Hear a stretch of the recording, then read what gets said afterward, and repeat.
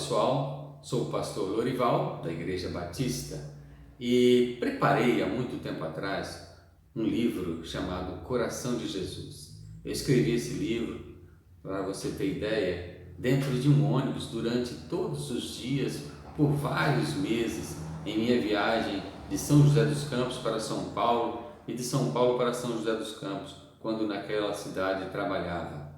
E nasceu esse livro lindo chamado Coração de Jesus. Como eu não publiquei esse livro, eu quero proporcioná-lo a você através de capítulos lidos, ou seja, o livro lido. Então você terá a oportunidade de seguir cada capítulo vendo esse livro através da minha leitura.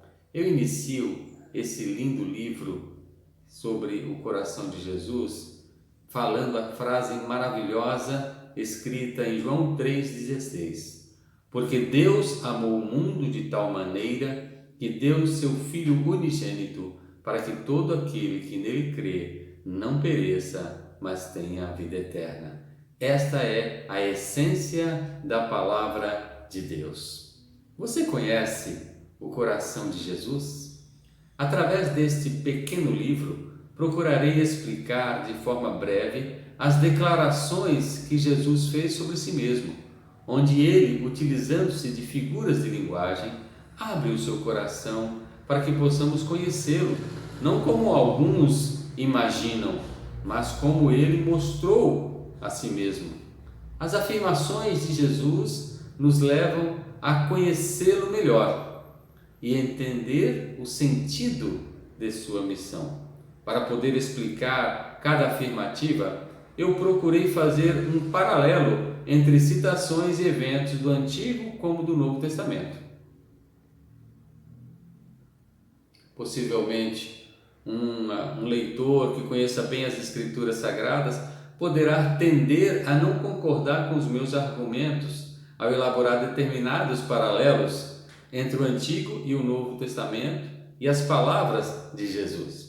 Quero deixar claro que as minhas citações foram propositais, no sentido de, mesmo sabendo que não se referiam diretamente a Jesus, as mesmas foram dando esclarecimento aos argumentos por mim lançados e construindo um sentido geral do texto. Não houve de minha parte a preocupação em fazer uma exegese, ou seja, ver o que o texto diz em sua essência, e nem tampouco uma exegese, colocar no texto aquilo que ele não diz. Mas se você não conhece a Bíblia e os ensinamentos de Jesus, não se preocupe, somente deixe Deus falar com você. Eu não fiz nenhuma aberração, não lancei nenhuma heresia, fique tranquilo quanto a isso. Infelizmente, o nome de Jesus tem sido muito utilizado nos últimos tempos, sem qualquer conexão com a pessoa histórica de Jesus de Nazaré. Creio que nunca se falou tanto em Jesus como atualmente. Os argumentos são muitos, assim como também muitos são os oportunistas que têm usado o nome de Jesus de Nazaré para interesses escusos. É bem verdade que existem muitos fiéis e sinceros servos do Senhor que têm usado o nome de Jesus para o engrandecimento do seu reino e, consequentemente, divulgado com sinceridade a missão de Yeshua, Jesus de Nazaré, aqui na terra. Como disse, o nome de Jesus tem sido falado, mas poucos o conhecem realmente. Você conhece Jesus? Para conhecê-lo, você precisa conhecer o seu coração. Ao conhecer o sentimento de Jesus, nós passamos a compreender a natureza da palavra de Deus e o amor de Deus para conosco. Começamos a entender porque Deus amou a humanidade, porque Deus amou a mim e a você. Inicio o livro comentando sobre um encontro surpreendente entre Jesus e certa pessoa que precisava de perdão, a essência do amor de Deus. A partir daí, você passará a conhecer o coração de Jesus. Prepare-se para conhecê-lo.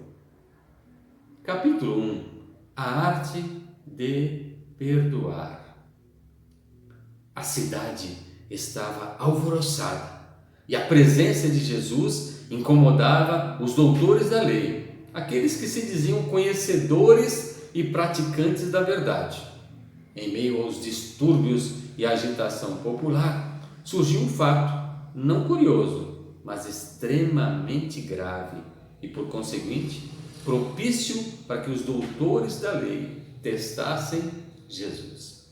Uma mulher fora apanhada em flagrante adultério e um grupo de homens decentes da cidade trouxeram a ré até a presença de Jesus. Ávidos pelo aval de Jesus para o cumprimento da sentença estabelecida pela lei mosaica, a morte. Segundo a lei, quando um casal fosse apanhado cometendo adultério, deveria morrer tanto o homem quanto a mulher.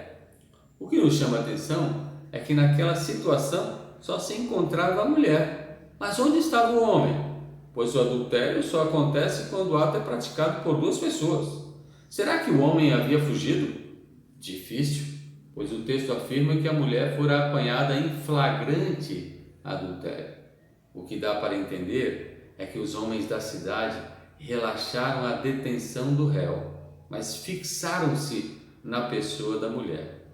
Sabemos que naquela época as mulheres não eram levadas em consideração.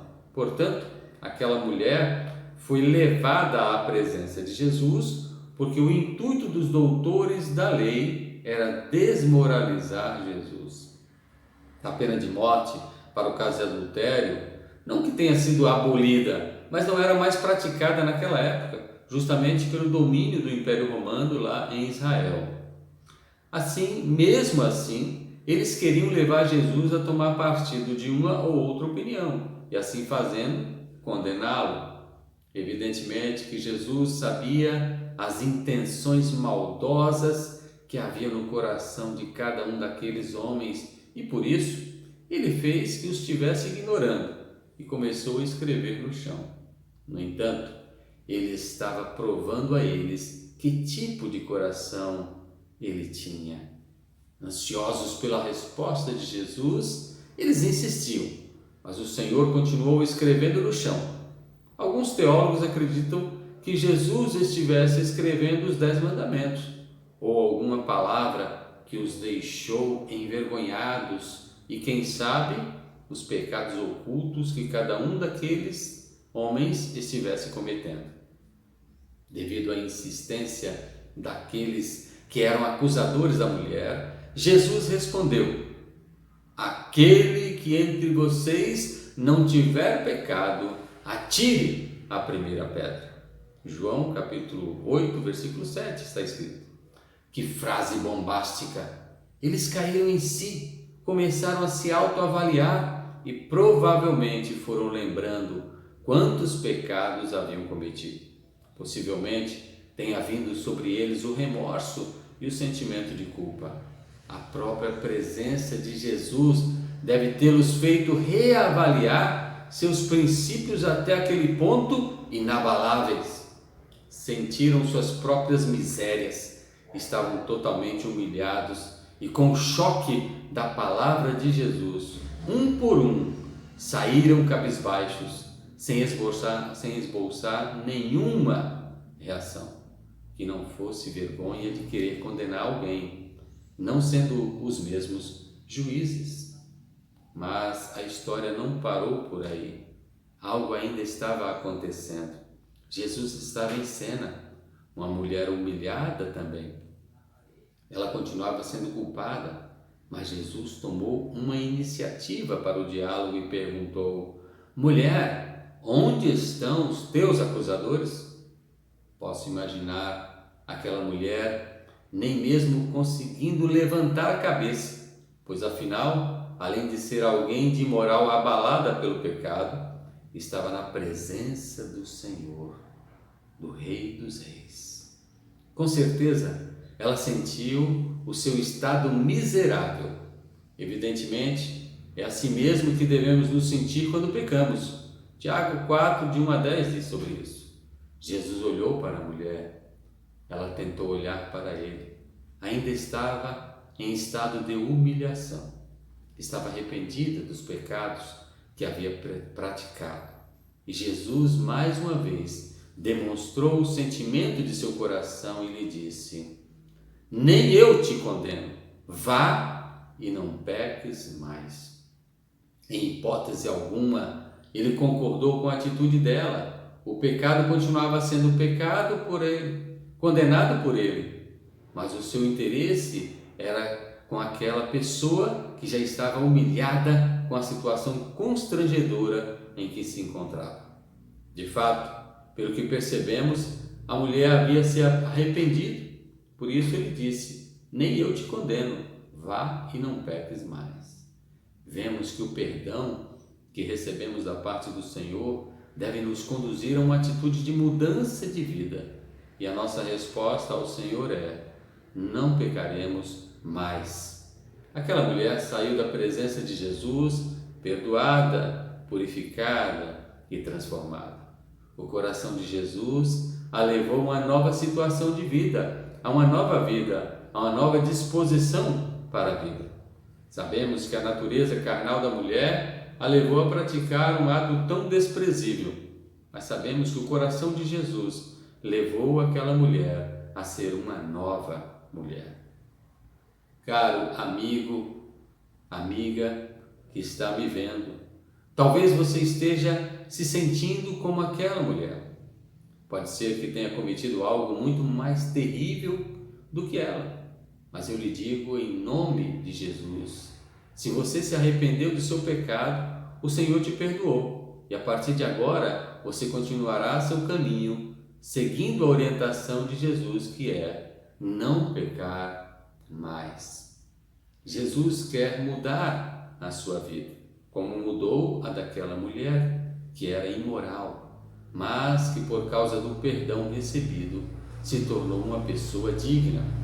A Bíblia diz que quando Deus nos perdoa de nossos pecados, Ele, o Senhor, não se lembra mais. Com isso, nós também devemos esquecer-nos para sempre e vivermos agora em novidade de vida. A Bíblia diz que se confessarmos os nossos pecados, Ele é fiel e justo para nos perdoar os pecados e nos purificar de toda injustiça. 1 João 1:9. Também a Bíblia diz que quando o Senhor nos perdoa, nunca mais Ele vai se lembrar de nossos pecados. Jeremias 31:34. Outros textos diz que quando recebemos o perdão, nosso Deus lança os pecados que cometemos, desde que confessados, no fundo do mar. Em outras palavras, Deus não nos condena mais. Fomos justificados e Jesus nos declara justos.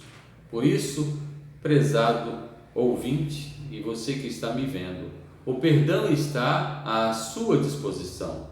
Basta que você aceite este perdão e assim fazendo, você será levado a não ficar na prática do pecado. Lembre-se, pecado confessado é pecado perdoado.